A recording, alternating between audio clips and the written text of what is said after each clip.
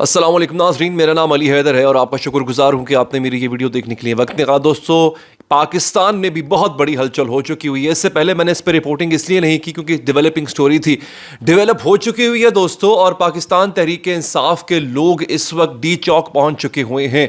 हमें बहुत से नाजरीन ऐसे हैं जो भारत से देखते हैं, उनके शायद इल्म में ना हो, उनको पता ना हो कि हो क्या रहा है। दोस्तों, पाकिस्तान के अंदर एक बहुत बड़ी मूवमेंट शुरू हो चुकी हुई है और ये मूवमेंट हुकूमत के खिलाफ है, यहाँ की इस्टेब्लिशमेंट के खिलाफ है। और इमरान खान की जो पार्टी है पाकिस्तान तहरीक इंसाफ, उसने 24 नवंबर को प्रोटेस्ट की, एहतजाज की कॉल दी थी, पूरे मुल्क को बंद करने को कहा था। इससे पहले कि वो पूरे मुल्क को बंद करते, गवर्नमेंट ने खुद ही पूरा मुल्क बंद कर दिया, जगह जगह कंटेनर लगा दिए। जो लाहौर वाले हैं वो इस्लामाबाद नहीं जा सकते, इस्लामाबाद वाले लाहौर नहीं आ सकते, आप एक सिटी से दूसरे सिटी मूव नहीं कर सकते। लेकिन इसके बावजूद हमें ये लग रहा था कि पाकिस्तान तहरीक इंसाफ के लोग इकट्ठे नहीं हो पाएंगे, लेकिन वो इकट्ठे हुए हैं। वीडियो सामने आ रही हैं जो कि आपके सामने चल भी रही होंगी, बहुत बड़ी तादाद में इकट्ठे हो गए हैं। इसके हवाले से मेरे पास कुछ अपडेट है जो मैं आपको थोड़ी ही देर में दे दूंगा। लेकिन मेरे पास दूसरी खबरें भी हैं दोस्तों। दुनिया भी तबाही के दहाने पे है। मुझे समझ नहीं आ रहा कि आखिर पूरी दुनिया को तबाह करने के पीछे क्यों पड़ गए हैं सारे। फ्रांस ने और यूके ने अपनी फौजें, अपने फुट सोल्जर्स यूक्रेन भिजवाने का ऐलान कर दिया। बात यहां खत्म नहीं होती है। अमेरिका ने यूक्रेन को एटम बॉम्ब देने का ऐलान कर दिया है। यूक्रेन एक ऐसा मुल्क है जो एक एटॉमिक स्टेट के साथ बरसरे पैकार है, उसके साथ हालत जंग में है। और अगर जहां पे यूक्रेन को लगा कि उसकी एग्जिस्टेंस को खतरा है, वो एटम बॉम्ब यूज करेगा। और रूस तो करेगा ही करेगा। और रूस ने पहले कह दिया था कि वो हर अमरीकी शहर को, हर यूरोपियन कंट्री को निशाना बनाएगा अगर उसको जरा सी भिनक भी लगी कि उसके खिलाफ एटॉमिक बॉम्ब इस्तेमाल हो सकता है। यूक्रेन को जो एटम बॉम्ब दिया जा रहा है, ये किस लिए दिया जा रहा है? कहीं पर सजा के लगाने का तो नहीं दिया जा रहा ना, यूज करने के लिए दिया जा रहा है। तो जब ये यूज करेंगे तो किस पे इस्तेमाल करेंगे? इसका रूस पे इस्तेमाल करेंगे। नाजरीन, एक है मेरे पास ये खबर। अच्छा, पाकिस्तान में बाधा पे ट्विटर पे बैन लगा हुआ था, कई महीनों तक ये बैन रहा है, बैन उठा दिया गया है। बिलाखिर यहाँ की जो हुकूमत है, यहाँ के जो करता धरता हैं, उनको इस बात का ख्याल आ गया कि हम आवाम को एक हद तक दबा सकते हैं, उससे ज़्यादा नहीं दबा सकते। इन्होंने आवाम को दबा के रखा है, इन्होंने आवाम को डरा के रखा है, दबा के रखा है।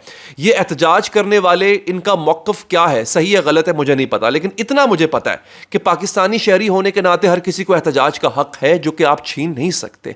एहतजाज तो छोड़ें, इन लोगों ने हमें बात करने का हक नहीं दिया था। इन्होंने ट्विटर पे बैन लगा के सहाफ़ियों का गला घोटा, इन्होंने सहाफ़ियों को मजबूर किया कि वो इनका वर्जन बोलें। इसके साथ साथ इन्होंने अवाम की राय को भी दबाने की कोशिश की। ऐसे ऐसे कवानीन मुतारिफ करवाए हैं जिससे अवाम का गला घूंटा जा सके। लेकिन अब लग रहा है कि अवाम का सब्र का पैमाना अब लबरेज हो चुका हुआ है। आगे बढ़ते हैं दोस्तों, मेरे पास एक बड़ी कमाल की वीडियो है। नेतन्याहू की एक वीडियो लीक हुई है, वो वीडियो मैं आपको दिखाना चाहता हूं, देख लीजिए। फिर आपने वापस आना है, फिर मुझे बताना है, मुझसे पूछेंगे आप, आई एम श्योर, कि वीडियो किस चीज़ की थी, इसको हुआ क्या, आखिर ये इतना बिफरा हुआ क्यों है, इसके साथ हो क्यों रहा है, नेतन्याहू आखिर झाग क्यों उगल रहा है। ये जरा देखिए।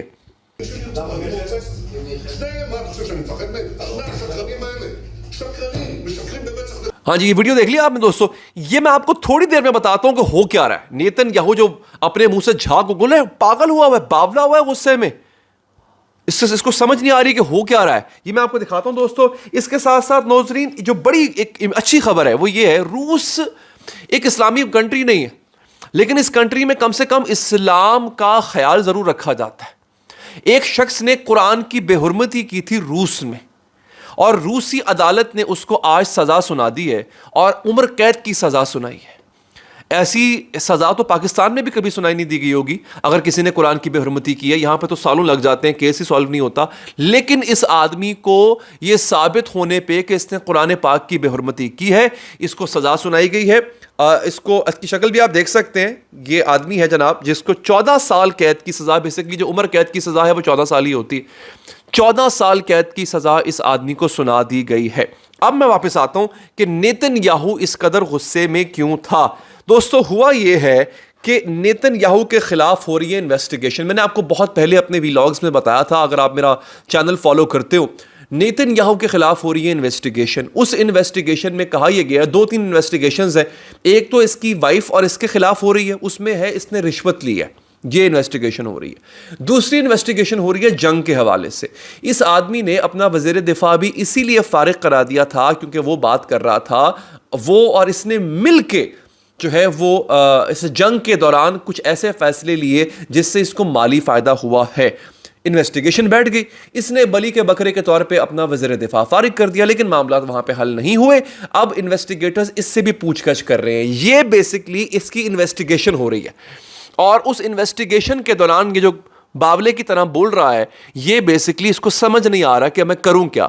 जब इंसान का झूठ पकड़ा जाता है तो फिर वो इस तरह से रिएक्ट करता है, जो कि नेतन्याहू कर रहा है। ये लीक्ड फुटेज है नेतन्याहू की, जो मैंने आपको दिखा दी है। इस वक्त सोशल मीडिया पे वायरल है, ढूंढ के मैं नहीं लाया कहीं से, वायरल है ऑलरेडी सोशल मीडिया पे, मैंने आपके सामने रख दी हुई है। अब आते हैं दोस्तों कुछ उन वीडियोस के ऊपर जो कि मैं आपको दिखाऊं कि ऐसा लग रहा है जैसे पाकिस्तान में एक बहुत बड़ी तब्दीली आने वाली है। पीटीआई कारकुन डी चौक पहुंच गए हैं और कारकुनों ने सड़क पर रखे कंटेनर्स हटा दिए, जबकि पुलिस और रेंजर्स एहलकार पीछे हट गए। डी चौक से इस्लामाबाद रेड जोन शुरू होता है, जहां मुख्तलिफ मकामात पर फौज तैनात है। वॉइस ऑफ अमेरिका जो है वो इस पर रिपोर्ट कर रहा है। दोस्तों बहुत बड़ी तादाद है। ये शफात अली साहब सहाफ़ी हैं, उन्होंने एक ट्विटर पे वीडियो शेयर की, तरह चेक कर सकते हैं आप। रेंजर्स आई थिंक ये फौज के एहलकार हैं, मेरे ख्याल है जी, फौज के एहलकार हैं और पीटीआई के एहलकार हैं, जो कि आप देख सकते हैं। ये एक कंटेनर पे खड़े हुए हैं और ये यूं कह लें कि फौज ना मार रही है ना पीछे धकेल रही है पीटीआई के लोगों को। ऐसा लग रहा है कि उन्होंने ये शायद सोच लिया कि अब जो है वो यहाँ पे खूरेजी हो सकती है, लिहाजा यहाँ पे ताकत का इस्तेमाल नहीं होना चाहिए है।